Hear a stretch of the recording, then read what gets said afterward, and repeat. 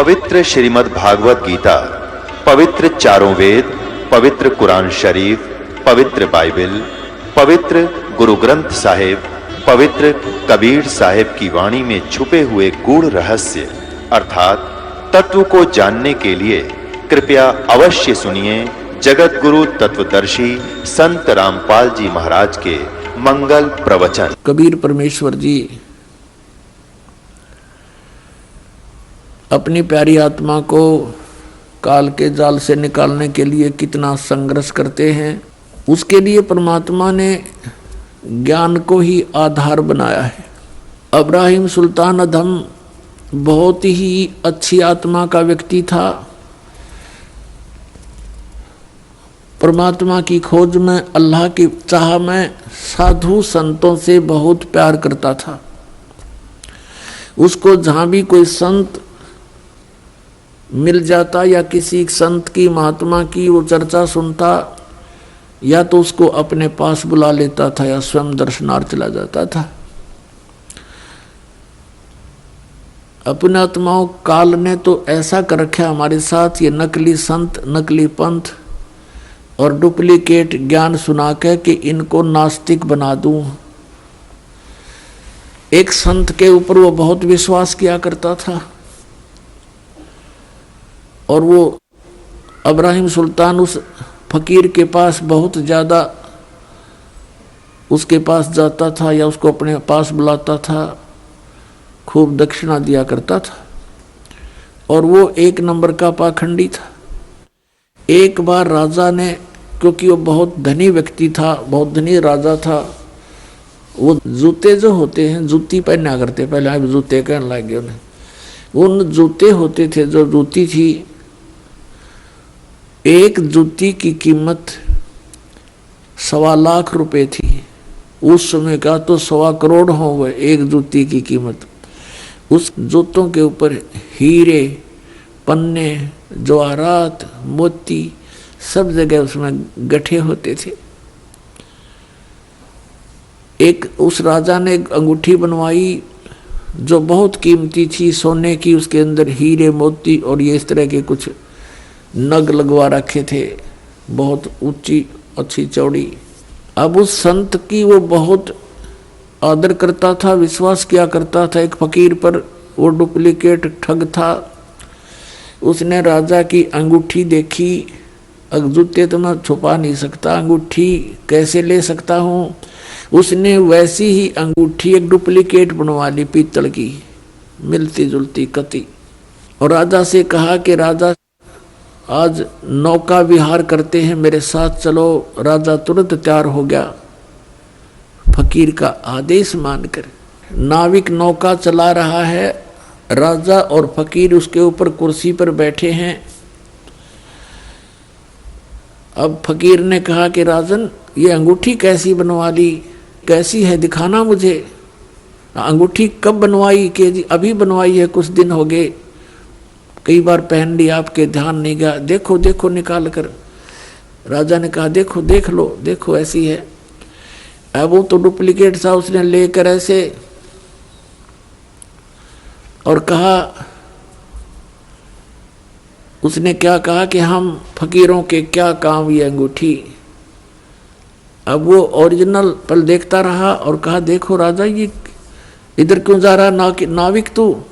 तो राजा का ध्यान उधर हुआ, वह डुप्लीकेट निकाल ली, वह डाल ली, हाथ में ले ली और कहा राजन, अंगूठी तो बहुत अच्छी है, पर साधु संतों के क्या काम की, जल में फेंक दी। अब राजा ने सोचा भाई बड़ा त्यागी बैरागी महात्मा, इसको तो संसारिक धन से भी कोई लगाव नहीं है, और ज्यादा आस्था होगी इसमें। फिर खूब वो दान दे। राजा रोके नहीं, हमें क्या जरूरत है, हमें क्या जरूरत है, कोई नहीं, दे दे, हम लगा देंगे, इधर भंडारा कर देंगे। अब नाट्य भी ले। भोली आत्मा जो होती है वो श्रद्धालु, वो केवल अपने स्वभाव का ही प्रयोग करते हैं, सामने वाले की बकवादों पर ध्यान नहीं देते हैं। इसका दुरुपयोग किया इन लोगों ने, नकलियों ने। तो कुछ दिनों के बाद क्या हुआ, फकीर के और चेले की आपस में बिगड़ गई, जिसने अंगूठी बनवाई थी नकली। उनकी आपस में कहा सुनी होगी, बात बहुत बढ़ गई और चेला उससे अक्षुब्ध होकर के उसने मंत्री से संपर्क किया, राजा के मंत्री से, कि ऐसे ऐसे इसने राजा के साथ धोखा किया है, ये धोखेबाज ठग व्यक्ति है। वो अंगूठी जो इसने जल में फेंकी थी वो डुप्लीकेट थी, मैंने इसको बनवा कर दी थी, इसने मेरे से बनवाई थी। ये बात फकीर ने राजा के सामने डरते डरते कही कि कहीं राजा नाराज ना हो जा के साधु संतों के बारे में ऐसे नहीं बोलना चाहिए। राजा इतना विश्वास करता था कि पूछा, वजीर तेरे को किसने बताया है? वो चेला बुलाया कि इस चेले ने बताई है। उस चेले से कहा कि फकीर के बारे में ऐसी बातें करना बच्चा पाप लगता है। उसने कहा, जी मैं कसम खाकर कहता हूँ ये निकम्मा आदमी है, ये भक्त नहीं है, संत नहीं है। राजा बड़ा विश्वासी था, उसने कहा कि देख ले भाई चेला राम, जया बात झूठी पागी तो तेरी गर्दन काट दूंगा। ने बोला, जी बेस से काट दियो। राजा ने देखा कि बड़ा कॉन्फिडेंस से बात कर रहा है कि वो अंगूठी कहाँ मिलेगी, काओ दिखाऊं। राजा भी चला गया, वजीर भी साथ में, सैनिक अचानक पहुंच गए। उस चेले ने जाकर खोद कर दिखा दी कि ये दाब रखी इसने। उसका उड्डे का मुंह हो गया और वो अंगूठी ज्यों की त्यों। उसने सारी कहानी बताई तो सुनार को बुलाया राजा ने, जिससे डुप्लीकेट बनवाई थी, कि आपने ऐसी ही बनाई थी? कहाँ जी ऐसी बनवाई थी, इसने बनवाई थी। हमसे तो डुप्लीकेट बनवाओ चाहे कोई ओरिजिनल बनवाओ, हम तो बनाते ही है, हमारा काम ही यही है। उस दिन के बाद राजा नास्तिक हो गया और कहा कि जो भी कोई संत कहीं दिखाई दे उनको पकड़ कर लाओ मेरे पास। लेकिन भगवान से डरने वाला फिर भी था। उसने बुलाया और प्रश्न करता था, क्या तूने अल्लाह को देखा है? प्रश्न करता था कि तूने अल्लाह को पा लिया, और यदि पा लिया है तो मुझे दर्शन कराओ, और नहीं तो चलो चक्की पीसो। अब कोई भगवान ऐसा थोड़ा है हथेली पे मसल कर दिखा दे किसी ने। अब वो कोई उसका उत्तर किसी के पास था नहीं। सभी साधु संत उसकी जितने भी क्षेत्र में थे सबको जेल में ठोक दिया और कहता चक्की पीसो। पहले चक्की पीसन की सजा दिया करते थे, क्योंकि सेना का आटा हो जाता और पशु जो घोड़े गाड़े रखे रहते उनका दाना दूना दलवा लेते उनसे। अब उसी उद्देश्य से परमात्मा ने वहां रात को जाकर सत्संग किया तो राजा की आंखें खुल गई। पहले तो ध्यान से सुना, क्योंकि आत्मा का आहार भगवान की चर्चा होती है। आत्मा कसक होगी परमात्मा की वाणी से कि भगवान तो पाना ही चाहिए, इसके बिना तो गुजारा कति नहीं। और बात तेरा काम नहीं आवे, संतों शरण लाग रे, केस हुआ गफलत में बंदे जाग जाग नर जाग रे। इस तन सरा में जीव मुसाफिर करता रहे दिमाग रे, रात बसेरा कर ले डेरा चले सुबेरा त्याग रे। उमदा चोला बना अनमोला लगे दाग पे दाग रे, 2 दिन की गुजरान जगत में क्यों जले बिरानी आग रे। कुब्द कांचड़ी चढ़गी चित पे तू हो रहा मनुष्य नाग रे, और सूझे नहीं सजन सुख सागर बिना प्रेम बैराग रे। हर सुमरे सो हंस कहावे कामी क्रोधी काग रे, भोरा ना भर में इस विष के बन में चल बेगमपुर भाग रे। शब्द सैन सतगुरु की पहचानी, पाया अटल सुहाग रे, नतानंद महबूब गुमानी प्रगटे पूर्ण भाग रे। वैसे तो ये कबीर साहब की वाणी है, इन्होंने नकलियां ना अपनी टेक ला रखी है, कोई बात नहीं, हमने इस ज्ञान को समझना है। अब इसमें क्या बताया है कि हर सुमरे सो हंस कहावे, भक्ति करे वो भक्त कहावे, बाकी बकवाद करनी है तो बहुत हो लिया यहाँ पर। फिर परमात्मा कहते हैं 100 छल सीधर मैं करूं, एक तीर से 2 शिकार किए भगवान ने। एक तो साधु संत जो दुखी हो रहे थे, रो रहे थे, हाथों में छाले पड़ गए और कहे भगवान अच्छे फंसे पालिक तेरे नाम पर दुखी दुख। अब जिसकी भक्ति करते हैं वो लोग, वो तो दुख है देने का है, ये ब्रह्म तक तो दुख है, दुख देगा, ये सुख दे ही नहीं सकता। ये तो खुद कहता है गीता जी अध्याय नंबर 8 के श्लोक नंबर 7 में कि अर्जुन तो युद्ध भी कर मेरा सिमरण भी कर, शांति नहीं हो सकती। 18वें अध्याय के 62वें श्लोक में कहा है गीता ज्ञान दाता ने कि यदि तूने परम शांति और सनातन परम धाम चाहिए तो उसकी शरण में जा, उसके लिए संतों की खोज कर। तो इस बात का सबको मालूम है कि संतों से ही बात बनेगी। जैसे कुरान शरीफ सूरत फुरकानी 25 आयत नंबर 52 से 59 में यही स्पष्ट किया है कि कबीर नामक पूर्ण परमात्मा है। उस परमात्मा ने 6 दिन में सृष्टि रची, 7वें दिन तख्त पर जा बैठा। उसकी खबर किसी बाखबर से पूछ देखो, यानी संतों से पूछो। गीता ज्ञानदाता भी इस बात से अपरिचित है कि वो कौन है परम शक्ति और क्या उसकी वे ऑफ वर्शिप है। और कुरान शरीफ का ज्ञानदाता भी इस बात से अनभिज्ञ है, वो पूर्ण परमात्मा कौन है, उसकी कैसे प्राप्ति होती है, उसके लिए संतों की ही तरफ संकेत है। इसलिए सभी जितने भी साधक हैं संतों की ही तलाश में फिरते हैं। फिर संत काल ने अगर डुप्लीकेट नरे बना रखे बिना गिनती के, तो वो आत्मा तो किसी की भी साधना कर रहा है, लेकिन है तो कबीर परमात्मा के बच्चे वे। अब उनका दुख तो उन्हीं को दुखी करता है।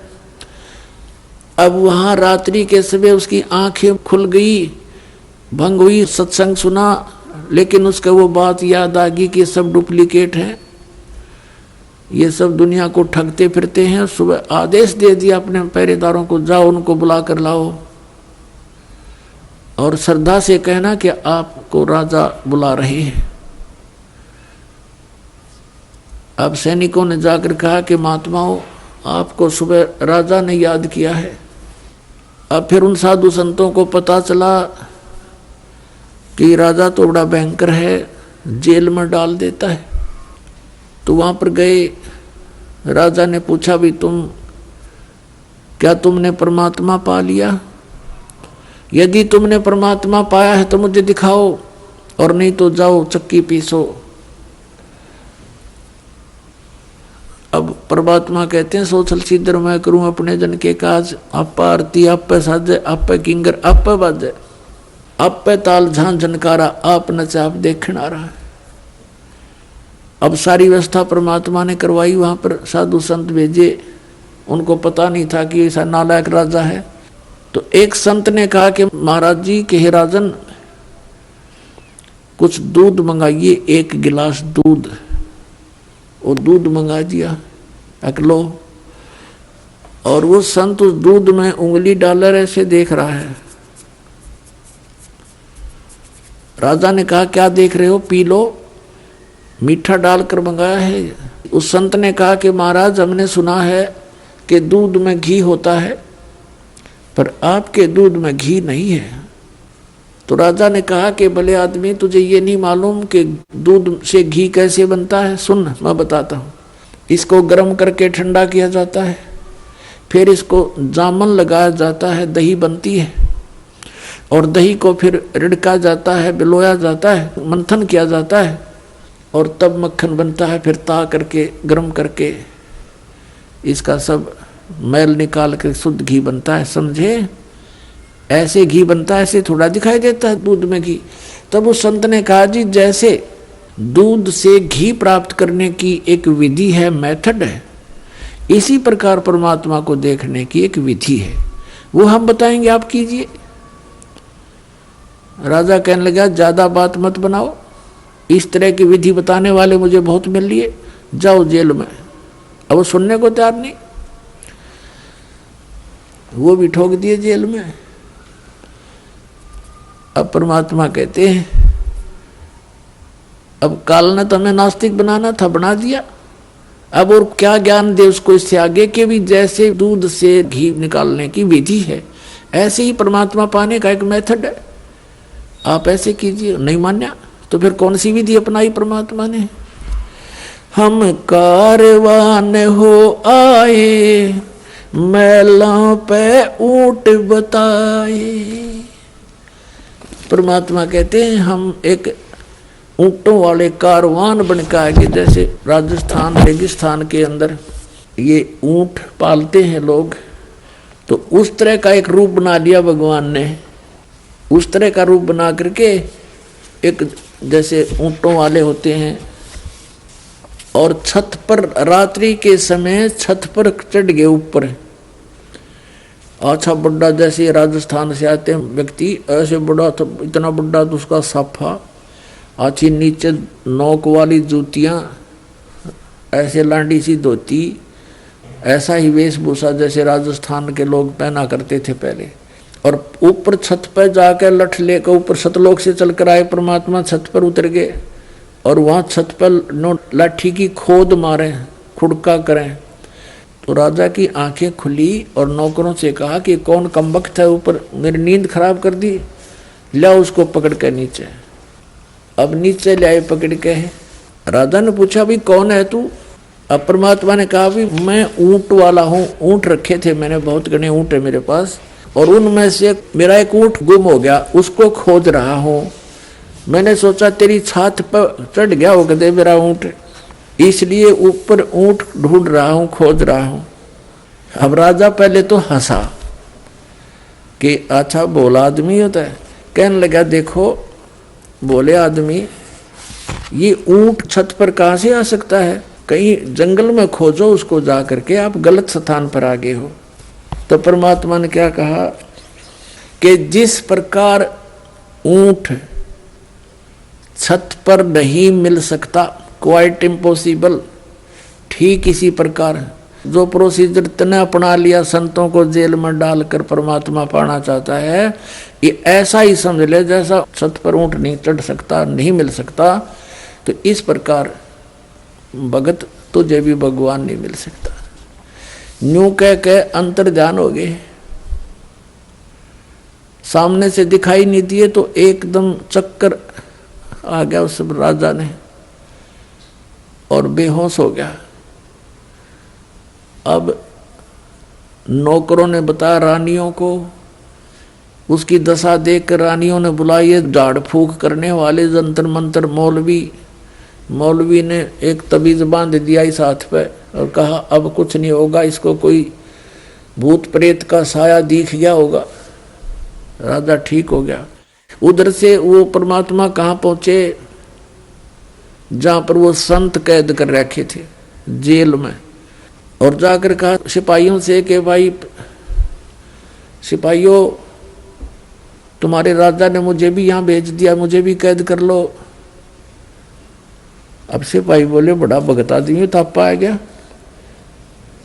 महात्मा दिखा था, मैं जरूर भेजा होगा महात्मा का, खोजते फिरे थे वैसे पाई, अच्छा हो गया हमने खोजना ना पड़ा और पकड़ के बाहर अंदर कर दिया परमात्मा जेल में, चल बहुत अच्छा हो गया, तू किता आ गया यहाँ से हमने मरवा होगा।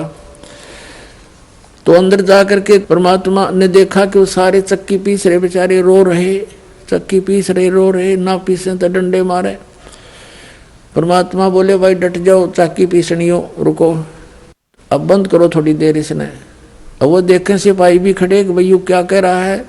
कहने लगा भाई सिपाहियों एक काम करवा लो हमारे पे, चाहे तो चक्की पिसवा लो और चाहे इसमें तुम ये दाने डलवा लो, एक काम तुम करो एक काम करेंगे, दोनों नहीं होंगे हमारे से।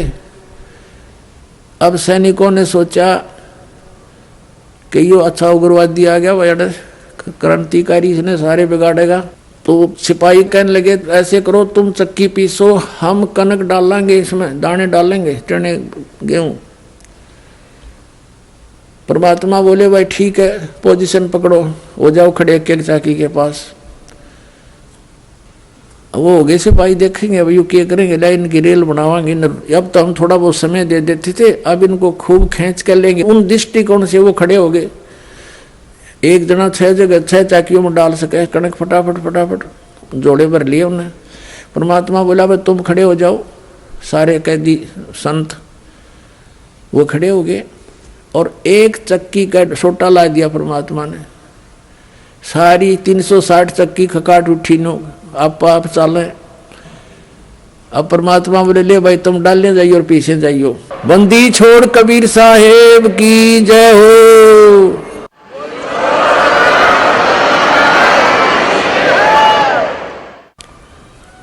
अब उन संतों से कहा कि तुम आंखें बंद करो, उन आंखें बंद कर ली और कहा खोलो।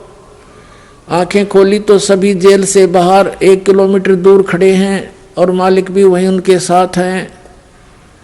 और कहा भाई भाग जाओ, ये तो मेंटल हो रहा राजा, इसमें शासन में भी मत आना।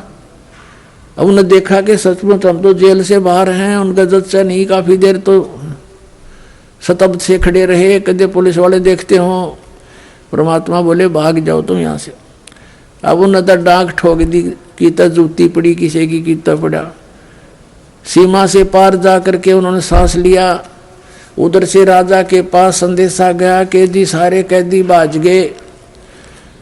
एक आया था पता नहीं क्या जादू तंत्र कर गया, वो ले गया, चक्की चल रही है, रुक नहीं रही है। अब उन सिपाहियों का भी कलेजा फट गया कि यो क्या हुआ। उधर से राजा की सतीथि से भी परिचित हुए। राजा को पता चला भाई ठीक है ये तो यहाँ भी आया था। राजा ने जाकर देखा, सब मंत्री गए, सैनिक आए, सारी चक्की अपने आप चलें। जब सब ने देख लिया, कदे वो तो इसलिए किया था परमात्मा ने कि कहीं फिर इन सिपाहियों के गल पड़ जाए राजा, वो भी तो बेचारे दुखी हो जाएंगे। तो जब देखा वो चक्की चलने, कति डटे नहीं डटे, तब राजा ने कहा भाई ये तो मेरे पास भी आया था, वही यहाँ आ गया और सबको ले गया, सबको ले गया। फिर वो चक्की बंद होगी। अब पुण्यात्माओं कुछ दिन के बाद परमात्मा ने क्या किया, एक मुसाफिर रूप बनाकर, यात्री रूप बना करके, पहले पैदल चला करते थे, अपना रास्ते के कपड़े वपड़े साथ रखते थे और रास्ते में जा करके धर्मशालाओं में सराय बोला करते थे, उनको सराय धर्मशाला, उसमें रात्रि व्यतीत करके सुबह चल पड़ते थे। एक मुसाफिर रूप बनाकर, एक यात्री रूप बनाकर काख में एक छोटी सी पोटली ले रखी थी कपड़े की, और ऐसे मैले कुचले से कपड़े जैसे आम ग्रामीण रहा करते थे। और राजा के रेजिडेंस में पहुंच गए शाम के समय। राजा के रेजिडेंस में सीधा जा खड़ा और जहाँ राजा बैठा था इब्राहिम सुल्तान अदम, और उसे कहने लगा रहे भाई सराय वाले एक कमरा किराए पर दे दे, रात न रुकूंगा। राजा उसके मुंह की तरफ देखा, यू कीता गया मेंटल यहाँ पे। राजा देखता है कि कौन है तू, कहाँ से आया? कि भाई मैं उस गांव से आया हूँ और मैंने आगे जाना है, मैंने रात काटनी है, कमरा बता और उसका किराया बता दे, मैं यहाँ रुकूंगा। तो राजा हंसा, कहने लगा रे बोले आदमी तुझे ये सराय दिखाई देती है? ये राजा का महल है, मैं राजा हूँ, इब्राहिम सुल्तान नाम है मेरा। बोले आदमी तू कहाँ आ गया यहाँ पर? तब परमात्मा ने कहा कि आपसे पहले इस महल में कौन था, कि मेरे पूर्वज थे, मेरे माता पिता, उससे पहले कौन थे हमारे दादाजी, उससे पहले दादाजी के पिताजी, उससे पहले कौन थे कि उनके मेरे चौथे दादाजी, वो कहाँ गए भाई सब, कि वो तो अल्लाह खुदा को प्यारे हुए। तो बेटा तू कितने दिन रहेगा इसमें? ये सराय नहीं तो तू महल बांधता है इसको। अब यूं कहते ही अंतर्ध्यान हो गए।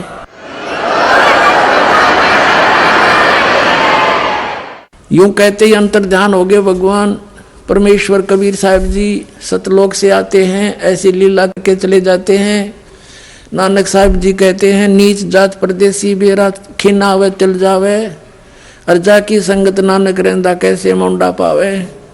कैसी इसकी लीला का अंत पाऊं? तो 1 मिनट में यहाँ, 1 मिनट में सतलोक में, 1 सेकंड में यहाँ, 1 सेकंड में वहां देखूं। अब क्या होता है,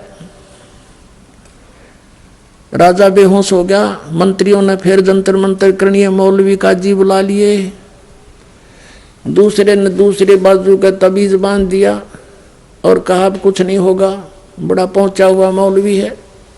अब कुछ दिनों के बाद परमात्मा ने क्या लीला की, राजा दिन के समय उसने एक बाग बनवा रखा था, 9 लखा बाग, 9 लाख पेड़ पौधे, फलदार वृक्ष, सुंदर वायु, अच्छा एटमॉस्फेयर वहां होता था, फूल फल लगे होते थे। तो वहां दिन में रेस्ट किया करता था 2-3 घंटे, और उसकी वहां पर प्रतिदिन वहाँ उसके जो बेड को लगाने की ड्यूटी, बेड को संवारने की ड्यूटी, उसकी सेज बोलते थे उसको, उस सेज के ऊपर कपड़ा बिछाना, चारों तरफ फूल फाल लगाने, अच्छी तरह सुगंधित बनाना और ये एक बांदी की ड्यूटी लगाई जाती थी, नौकरानी की। राजा के पास बहुत सी रानियां थी, तो रानियों की ड्रेस अलग होती थी, नौकरानियों की ड्रेस अलग होती थी। एक दिन परमात्मा ने लीला की, स्वयं एक नौकरानी का रूप धारण किया, बांदी का रूप बनाया और वहाँ सेज, उसकी खूब बढ़िया सेज सजा के चारों तरफ फूल लगा के, और उस सेज पे स्वयं लौट गए, उनकी बेड पे लेट गए परमात्मा। राजा गया विश्राम के लिए, वहाँ देखा कि तेरी सेज पे और बांदी सो रही है एक नौकरानी। इसकी इतनी हिम्मत बढ़ गई है, इसका कोई इसको डर नहीं रहा। कोड़े होते थे, हंटर कोड़े होते थे, जैसे घोड़े का मार दे अच्छा तगड़ा व्यक्ति तो घोड़ा बैठ जा, इतना जबरदस्त मार होती थी कोड़े की। तो कोड़ा उठा करके राजा ने सोए हुए परमात्मा नौकरानी रूप में उसके कमर पर 3 कोरडे मारे न, बहुत जोर जोर से। परमात्मा एकदम उठे, पहले तो थोड़ा सा रोने की लीला की और फिर हंसते हंसते लोटपोट हो गए, हंसे बड़ा जोर जोर से बैठ गए। तो राजा ने सोचा भाई ये कोड़े लागे पाछा हंसन की तो गुंजाइश रहे को नहीं। फिर भी उसने उसकी बाजू पकड़ ली बांदी की, नो बोला बांदी तू हंस कैसे रही है, किस लिए हंस रही है तू? कि इसलिए हंस रही हूँ कि इस गंदी सेज पर मैं एक घड़ी लेटी थी, ये इतनी निकम्मी इतनी पापग्रस्त है कि मुझे इसकी 3 कोरडे सजा मिल गई। मैं न्यू हंस रही हूँ, बेटा तेरे साथ के बनेगा तो रोज सो इस पर।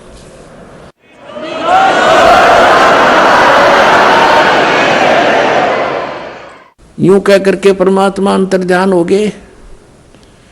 3 घंटे बेहोश रहा राजा, 3 घंटे। फिर वहां से लाई उठा करके उसको होश में आया और मौलवी बुलाया, उसने गले में बांध दी इसका तबीज। अब कुछ दिनों के बाद राजा कुछ नॉर्मल सा हुआ, काम काज से मन हटने लगा उसका कि सचमुच यह क्या जीवन है, कल को यहाँ से चला जाऊंगा, ये क्या मेरे साथ चलेगा, कुछ ऐसी प्रेरणा अंदर से आई।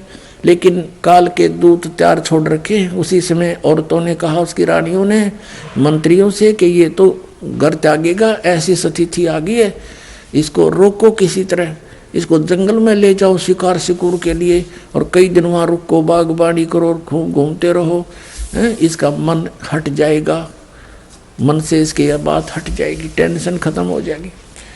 इस उद्देश्य से 1 हफ्ते का प्रोग्राम बना कर चल पड़े। राजा भी तैयार हो गए, वहां जाकर के एक टेंट लगा लिया, अपना पड़ाव बना लिया। सुबह सुबह सब राजा और सैनिक पीछे चल पड़े अपने अपने घोड़ों पर शिकार करने के लिए। देख ये शौक था इन राजाओं का, जीवन सा करने जाते थे और फिर निरे पाप इकट्ठे हो जाते, फिर गधे कुत्ते बनकर उनको भोगा करते थे। अब क्या किया परमात्मा ने, एक मृग रूप धारण किया, एक मृग का रूप धारण किया और सामने दिखाई दिए। काफी देर से कोई शिकार मिल नहीं रहा था। राजा ने कहा भी देखो वो सामने मृग आ गया है, हिरण आ गया है और ये हाथ से जाना नहीं चाहिए, नहीं तो अपनी बेइज्जती हो जाएगी, वापस नहीं जा सकेंगे हम, शिकार नहीं मिला तो। और जिसके पास से ये निकल गया उसकी खबर नहीं है, खैर नहीं है, उसकी खबर लूंगा। इब्राहिम सुल्तान अधम राजा के घोड़े के नीचे से मृग निकल गया। अब नूकण जोगा नहीं तेरे पास से गया है। अब खिसियानी बिल्ली की तरह उसके पीछे घोड़ा लगा दिया, बहुत स्पीड से। राजा अकेला बहुत दूर निकल गया था, सैनिक कहीं और रह गए थे, नहीं जा सके उसके वहां तक। तो उसकी ऐसी स्थिति होगी जैसे घंटा जल ना मिला तो मर जाऊंगा आध घंटे में। इधर उधर जल खोजने लगा, या अल्लाह हे भगवान आज मेरी जान बचा। पुणात्मा ये आत्मा जब रोती है भगवान को तो परमात्मा अपने बच्चे के लिए तुरंत आता है, यदि उसके पुण्य पिछले ठीक हैं। उस पुण्य के आधार से तीनों लोकों में प्रवेश करके सबका धारण पोषण वही परमात्मा करता है। कबीर साहब ही करते हैं, अल्लाह अकबर ही करते हैं। अब क्या रचना रची परमात्मा ने, थोड़ी सी दूरी पर एक सुंदर बगीची, उसमें फलदार वृक्ष, बहुत सुंदर फल से लदपद वृक्ष, और एक तालाब छोटा सा बनाया, एक कुआं बनाया और एक झोंपड़ी, एक हट बनाई अपनी शक्ति से, और 3 कुत्ते लेकर, 3 कुत्ते सुंदर वाले बढ़िया बढ़िया से बेलों से बांध रखे तीनों कुत्ते, और एक साधु रूप बनाकर परमात्मा बैठ गए, जैसे कोई फकीर रहा करते हैं सात जंगलों में। अब राजा ने देखा कि वो बगीचा भी है, फल भी लगे हैं, तालाब भी है, घोड़े को जल पिलाया, फिर स्वयं जलपान किया, फिर फल आहार किया। जब इस व्यक्ति को सुख हो जाता है तो भगवान बोलता है पेट भर गया, प्यास बुझ गई, तो देखा सामने एक महात्मा बैठा है और 3 सुंदर कुत्ते ले रखे इसने। राजा ने उस फकीर के पास जाकर प्रणाम किया और कहा, महात्मा जी इन कुत्तों का तू क्या करेगा? तीनों का एक रख ले, 2 मुझे दे दे। अब परमात्मा बोले, भाई ये कुत्ते ऐसे देने के नहीं, ये वीआईपी कुत्ते हैं भाई, ये वीआईपी डॉग हैं। बताऊं कैसे वीआईपी हैं? ये 1 नंबर का है ना, ये तो बुलक बुखारी शहर का जो राजा है ना, उसका पिताजी है, और ये उसका दादाजी, और ये उसका परदादाजी। ये उल्लू के पट्टे राज करा करते, मैंने समझाया करता रहा भक्ति कर लो, ये 2 दिन के राजपाट हैं, फिर कुत्ते गधे बनकर धक्के खाते फिरोगे। और अब देखो इनके सामने एक काजू किशमिश के हलवा बना के और इतनी दूरी पर रख रखा, वो खाने की चेष्टा कर रहे हैं, उन तक मुँह नहीं जाता, और परमात्मा उनके सोटे लगा रहे हैं, अब खुआऊंगा तुम्हें काजू किशमिश के हलवे, और वो चिल्ला रहे हैं। अब उसका कलेजा फिट गया, हिल गया उसका कलेजा, अब वो शतब्द हो गया। इब्राहिम सुल्तान अदम एकदम सुन्न हो गया माइंड उसका कि यो सचमुच साधु संत झूठ नहीं बोला करते, और कहने लगा, और सुन ले भाई घोड़े वाले, या खाली बेल रखी है ना, या खाली बेल कुत्ते बांधने की, ये इसलिए खाली रखी है। अब वो बैठा है ना गद्दी पर, वो इब्राहिम, वो भी कुत्ता बनेगा, उसको इससे बांधूंगा, यही रोकूंगा उसको।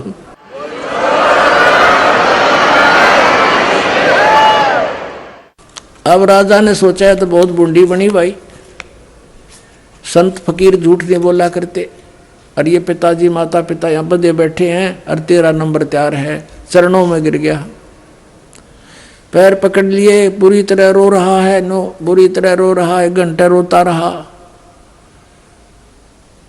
और आंखें जब खुली 1 घंटे के बाद उसने देखना चाहा तो क्या देखता है, वहाँ ना साधु है, ना कोई बाग बगीचा, कोई तालाब है, ना कोई झोंपड़ी, ना कुत्ता है, अकेला पड़ा जंगल में रो रहा है। और देखा ऊपर, क्या ये क्या मैं स्वप्न देख रहा हूँ? स्वप्न कैसे देखे, क्योंकि वहाँ घोड़े के पैर अभी तक गिल्ले हैं, पेट भरा हुआ है, स्वप्न भी नहीं हो सकता। उठकर चल पड़ा, बैठकर घोड़े पर वहाँ पर आ गया जहाँ उनका पड़ाव लगा हुआ था, किसी से नहीं बोला, एकदम मायूस हो गया, और संकेत से कहा उठाओ यहाँ से चलो। सबने 10 मिनट के अंदर अपना पैकिंग कर ली, चल पड़े, पीछे पीछे वापस आ गया। अब क्या बताते हैं परमात्मा, हम कारवान हो आए, मैलों पर ऊंट बताए, बोले बादशाह सुल्ताना तुम रहते कहाँ दीवाना, दूजा कासिद गवन किया रे, डेरा महल सराय लिया रे। जब हम महल सराह बताई, सुल्तानी को त्यावर आई, अरे तेरे बाप दादा पड़ पीढ़ी, ये बसे सरा में गीदी, ऐसे ही तू चल जाई, यूं हम महल सराय बताई। अरे कोई कासिद को गैलाओ, इस पंडित खाने जाओ, उठे पादशाह सुल्ताना, वहाँ कासिद गए बिछपाना।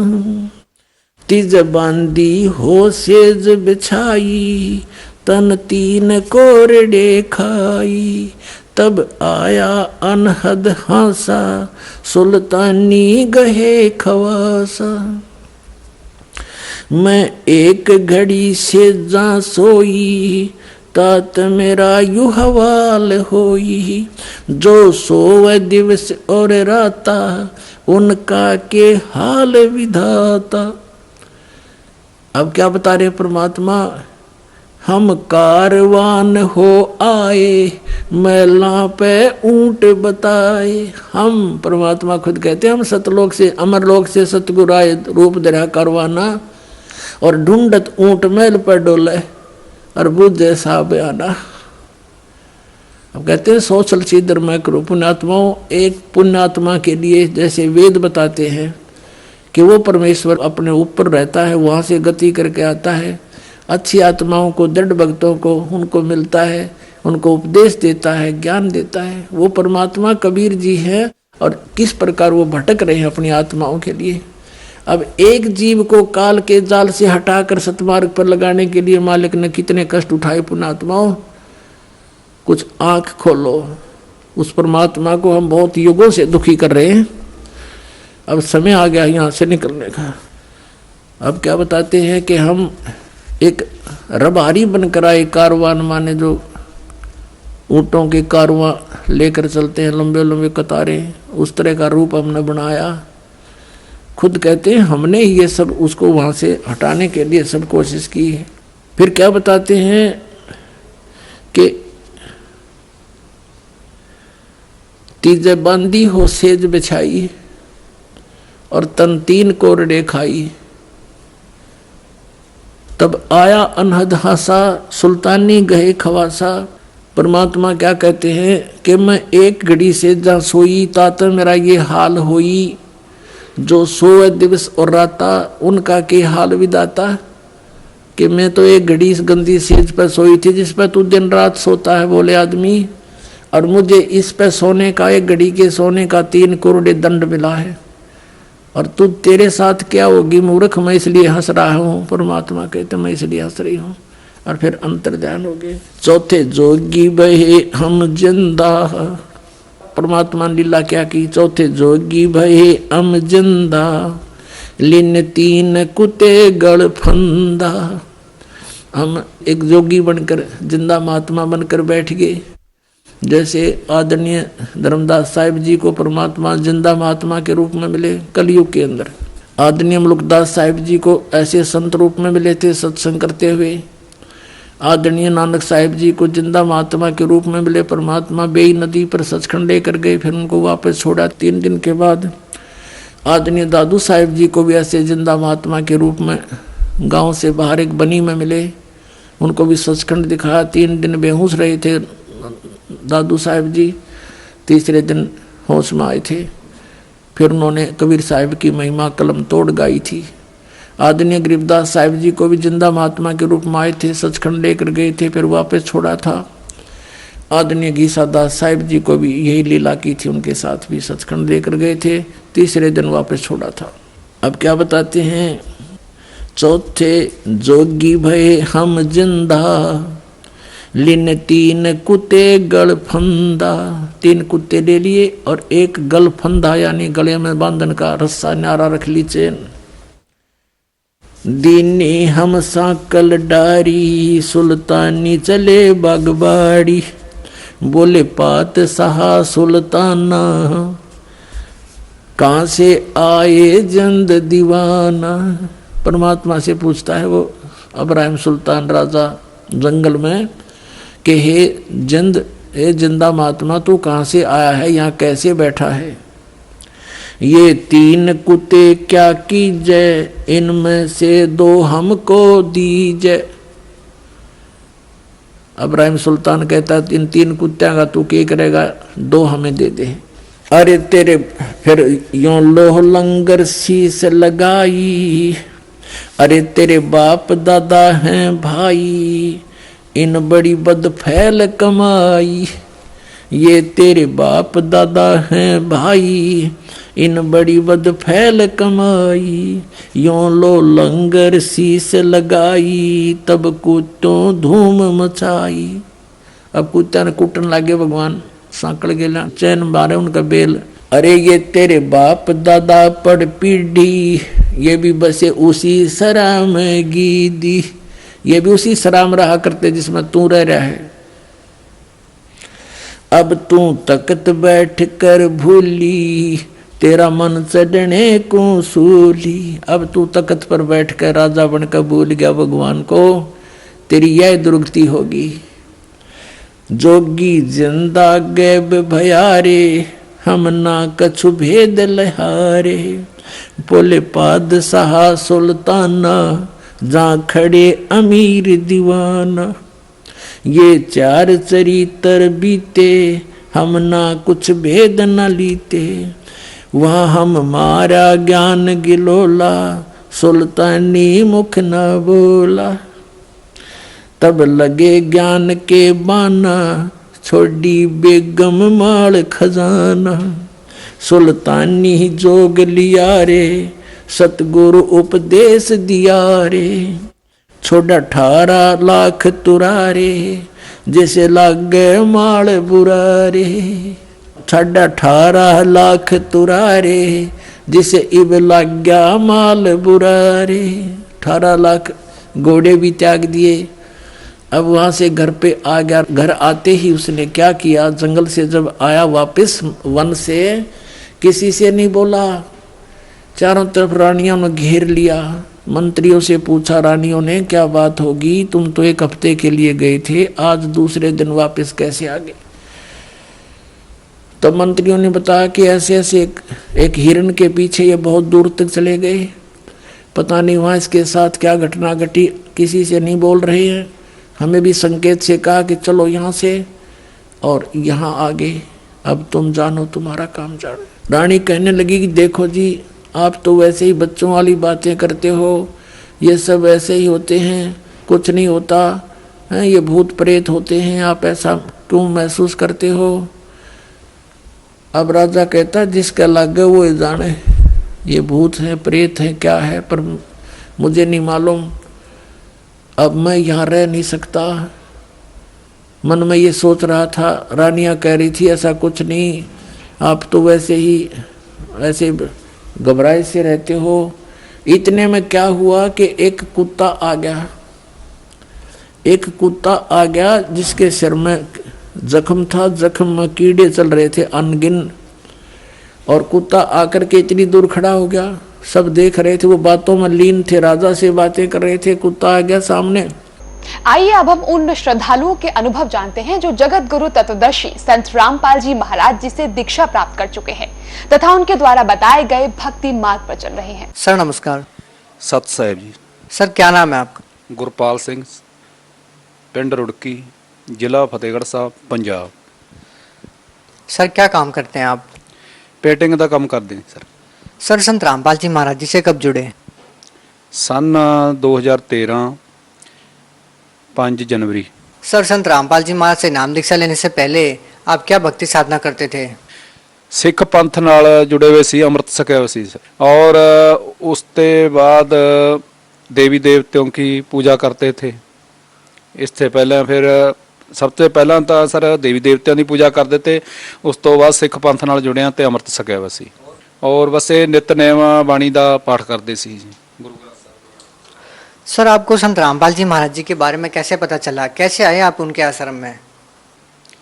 ਇਹ ਸੰਤ ਰਾਮਪਾਲ ਜੀ ਮਹਾਰਾਜ ਜੀ ਦੇ ਆਸ਼ਰਮ ਦੇ ਵਿੱਚ ਜਦੋਂ ਗਏ ਆ ਜੀ, ਉਸ ਤੋਂ ਪਹਿਲਾਂ ਮੈਨੂੰ DVD ਕੈਸਟਾਂ ਕਿਸੇ ਭਗਤ ਕੋਲੋਂ ਪ੍ਰਾਪਤ ਹੋਈਆਂ ਤੇ ਉਹ ਮੈਂ ਦੇਖੀਆਂ ਤੇ ਇਹਨਾਂ ਦੇ ਗਿਆਨ ਨੂੰ ਸਮਝਿਆ ਤੇ ਸਮਝਣ ਦੇ ਉਪਰੰਤ ਫਿਰ ਮੈਂ ਉੱਥੇ ਆਸ਼ਰਮ ਗਿਆ ਜੀ, ਇਕੱਲਾ ਹੀ ਆਸ਼ਰਮ ਜਾ ਕੇ ਤੇ ਇਹਨਾਂ ਦਾ ਨਾਮ ਉਪਦੇਸ਼ ਲਿਆ ਤੇ ਜੋ ਨਾਮ ਉਪਦੇਸ਼ ਲਿਆ ਤੇ ਉੱਥੋਂ ਲੰਗਰ ਪਾਣੀ ਛਕਿਆ ਬੜੀ ਸੁਵਿਧਾ ਨਾਲ। ਤੇ ਉਸ ਤੋਂ ਬਾਅਦ ਸੰਤ ਰਾਮਪਾਲ ਜੀ ਮਹਾਰਾਜ ਜੀ ਦੇ ਦਰਸ਼ਨਾਂ ਲਈ ਲਾਈਨ ਵਿੱਚ ਲੱਗੇ।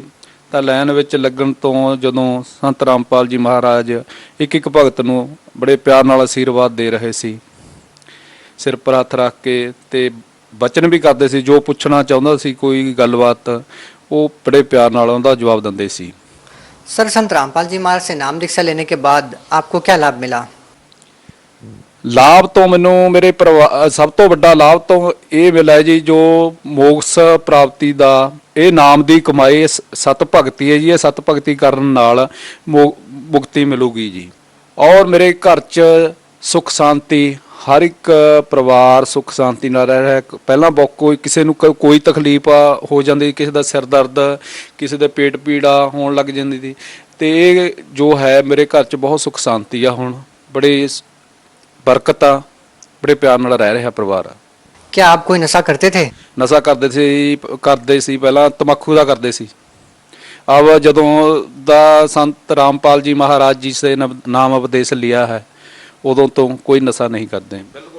आखिर संत रामपाल जी महाराज जी ऐसी क्या दवाई देते हैं कि जो भी उनसे नाम दीक्षा लेता है वो नशा छोड़ देता है? दवाई तो सब उनके नाम में ही है सर। जो नाम है उनका सच्चा नाम है, वो नाम जपन नाल हर एक नशा तो नशा, हर एक रोग भी दूर हो जाता है।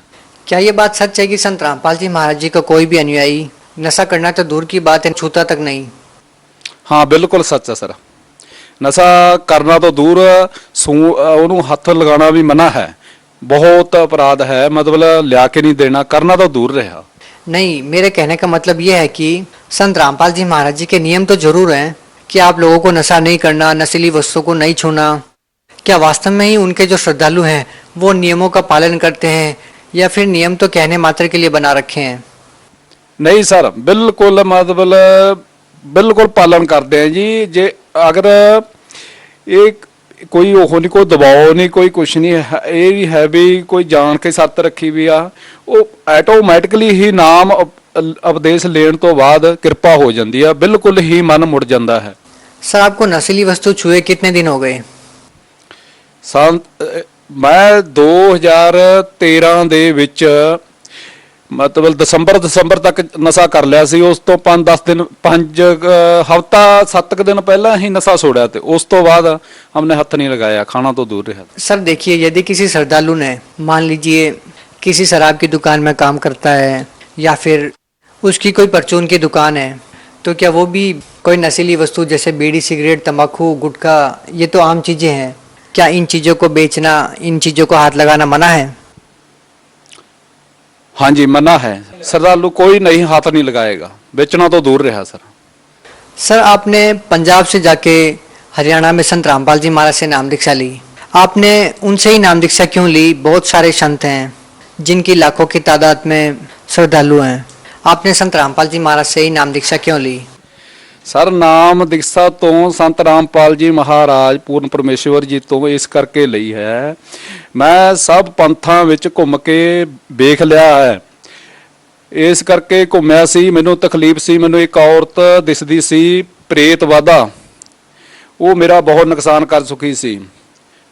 इस पेटिंग दे काम करन तो पहला मैं पंजाब पुलिस विच सी, नौकरी छुट गई मेरी, बहुत बर्बादी हुंदी जाई गई, घर की स्थिति बहुत खराब हो गई, कलेश घर विच बहुत होण लग गया। इस करके सिख पंथ राधा स्वामी धन धन सतगुरु सरसा वाले निरंकारी पंथ, इनमें सब किते मैं जाके अपनी तकलीफ दूर करने लई, बर्बादी जो हो रही थी उसनूं रोकण लई मैं सारे घुम के वेख लिया सर। ते इस करके मैनूं संत रामपाल जी महाराज जी दा DVD कैस्टां राहीं सारा जो ज्ञान दा पता लग्या, सत्संग सुने इन्हां दे, ते मैं कहा भी इत्थे भी जाके देखना। ते संत रामपाल जी महाराज जी दा मैं देखने ही गया सी, भी परखण गया सी। नाम उपदेश मुखा इन्हां दी जो शर्तां पूरियां मन के इन्हां दा नाम उपदेश लेना जरूरी है, लेके ही पता लगेगा भी इस तो लाभ होएगा जां नहीं। ते नाम लेण तो उपरंत मैनूं ये सारे जो मैनूं प्रेत बाधा सी ये मेरी सब दूर हो गई, ते दिन पर दिन मैनूं लाभ होना शुरू हो गया। लाभ मतलब मेरा इन्ना हो गया, मैं बड़ी जिंदगी खुशी नाल बतीत कर रहा हुण। मेरे परिवार च हर सुख शांति आ, कोई कलेश नहीं, बच्चे बड़े प्यार नाल रह रहे हैं। सब तो वड्डी गल ये आ भी मेरे मालक ने सच्चे पातशाह पूर्ण परमेश्वर संत रामपाल जी महाराज जी ने मेरे सब परिवार ते बच्चों ते कृपा करती। सर देखिए, आपने बड़ी आसानी से कह दिया कि आप हिंदुस्तान में बहुत सारे संतों के पास, आपने बहुत ही प्रसिद्ध जो धर्मगुरु हैं आज के दिन, जिनकी बहुत बड़ी तादाद में श्रद्धालु हैं, अनुयायी हैं, उनके पास भी आप जाके आए लेकिन आपको कोई लाभ नहीं मिला, और आप संत रामपाल जी महाराज जी की शरण में आए और आपको लाभ मिल गया। सर, उन लोगों के लिए चिंता की बात है जो कई वर्षों से उन धर्मगुरुओं के सानिध्य में रह के भक्ति कर रहे हैं, तो वो लोग क्या करें? आप उन धर्मगुरुओं की भक्ति पद्धति पर प्रश्न चिन्ह लगा रहे हैं। आपको कैसे लगता है कि संत रामपाल जी महाराज जी सही भक्ति विधि बता रहे हैं और वो सही भक्ति विधि नहीं बता रहे हैं? किस आधार पर कह रहे हैं आप ये? ਉਹ ਇਸ ਆਧਾਰ ਤੇ ਕਹਿ ਰਹੇ ਹਾਂ ਸਰ, ਵੇਦ ਮਿਲਾਓ, ਬਾਈਬਲ ਮਿਲਾਓ, ਗੀਤਾ ਮਿਲਾਓ। ਜੋ ਗੀਤਾ ਨੂੰ ਮੰਨਦਾ ਗੀਤਾ ਨੂੰ ਪੜ੍ਹੇ। ਤੇ ਜਦੋਂ ਸੰਤ ਰਾਮਪਾਲ ਜੀ ਮਹਾਰਾਜ ਜੀ ਦਾ ਸਾਧਨਾ ਚੈਨਲ ਤੇ ਸਤਸੰਗ ਆਉਂਦਾ ਹੈ, ਉਦੋਂ ਉਂਗਲ ਲਾ ਕੇ ਇੱਕ ਇੱਕ ਸ਼ਬਦ ਸਮਝਾ ਰਹੇ ਹੁੰਦੇ ਨੇ ਸੰਤ ਰਾਮਪਾਲ ਜੀ ਮਹਾਰਾਜ। ਉਦੋਂ ਆਪਣੀ ਤੁਸੀਂ ਬਾਈਬਲ ਜਾਂ ਗੀਤਾ ਜਾਂ ਕੋਈ ਗ੍ਰੰਥ ਨੂੰ ਪੜ੍ਹਨ ਵਾਲਾ ਜਾਂ ਕੋਈ ਸਰਸੇ ਵਾਲਿਆਂ ਦੀਆਂ ਕਿਤਾਬਾਂ ਨੇ ਮਹਾਰਾਜ ਜੀ ਦੀਆਂ, ਉਹਨਾਂ ਨਾਲ ਮਿਲਾ ਕੇ ਦੇਖੋ। ਉਹਨਾਂ ਦਾ ਕਿਸੇ ਦਾ ਨਾਮ ਨਹੀਂ ਇਹਨਾਂ ਨਾਲ ਮਿਲਦਾ ਜੀ।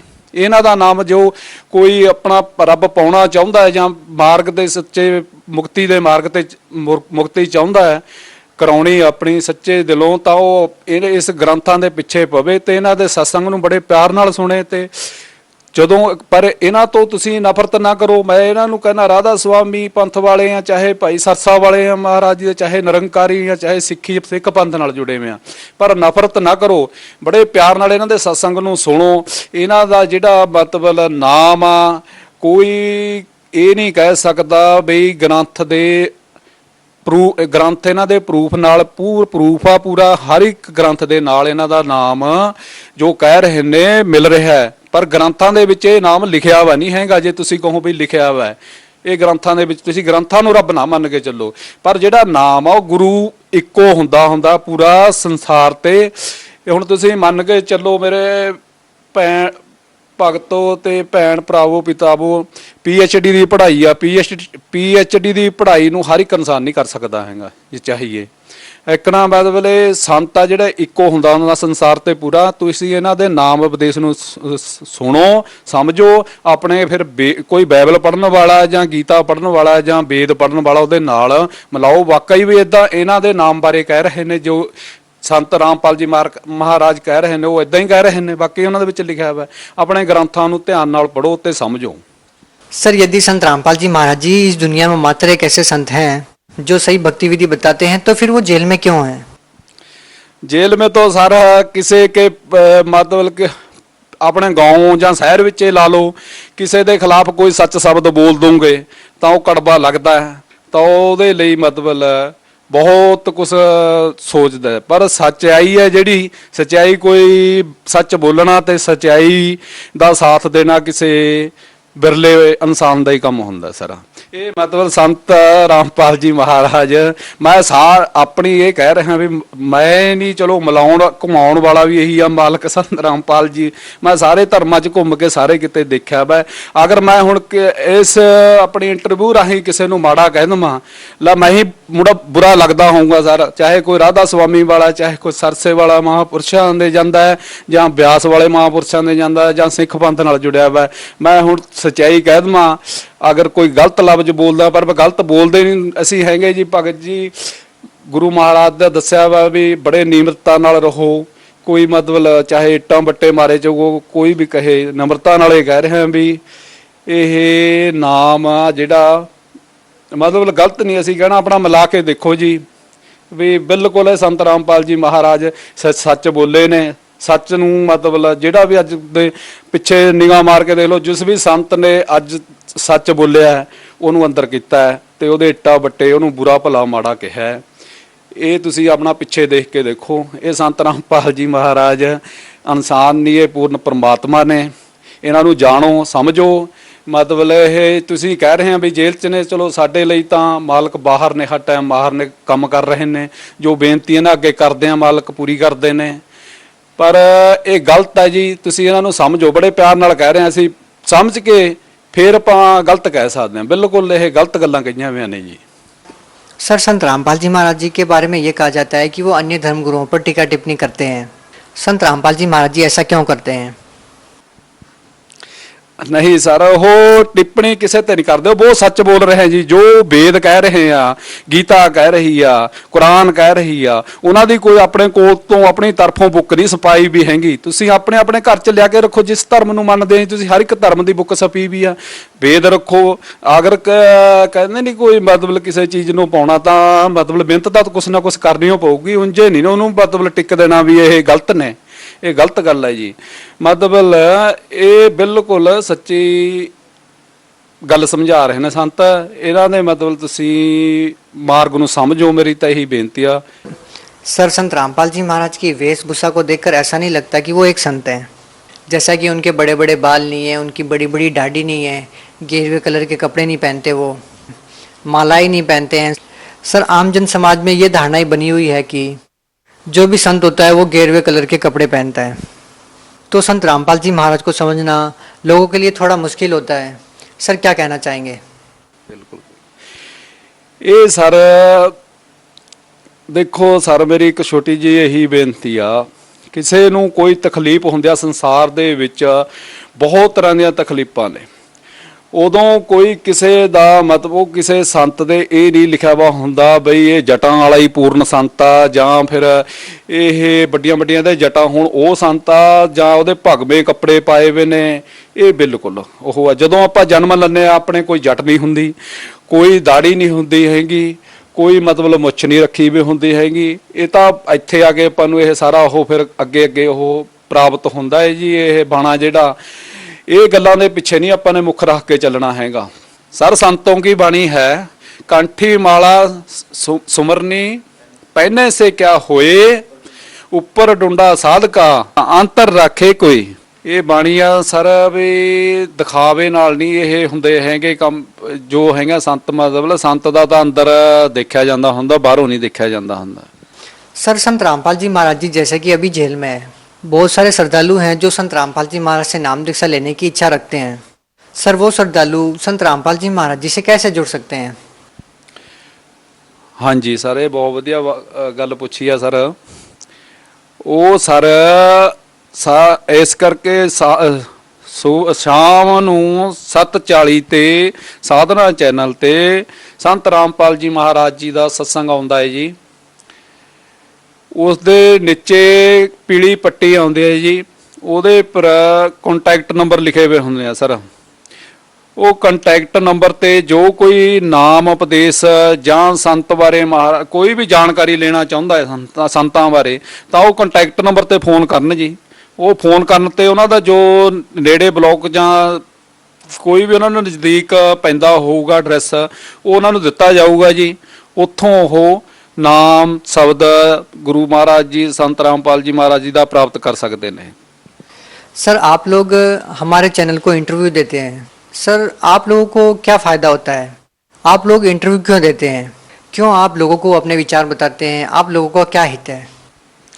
विचार तो सारे इस करके सच्चाई करके बताते हैं। हमको जो लाभ हो रहे हैं सर इन्ह के नाम शब्द द्वारा, तो इस करके बताते हैं। अगर किसी को कोई लाभ हो जाता है तो चुप थोड़ा बैठता है सर। वो सर, लोगों को शंका ये रहती है कि शायद जो लोग इंटरव्यू देते हैं उन्हें कुछ पैसे दिए जाते हैं।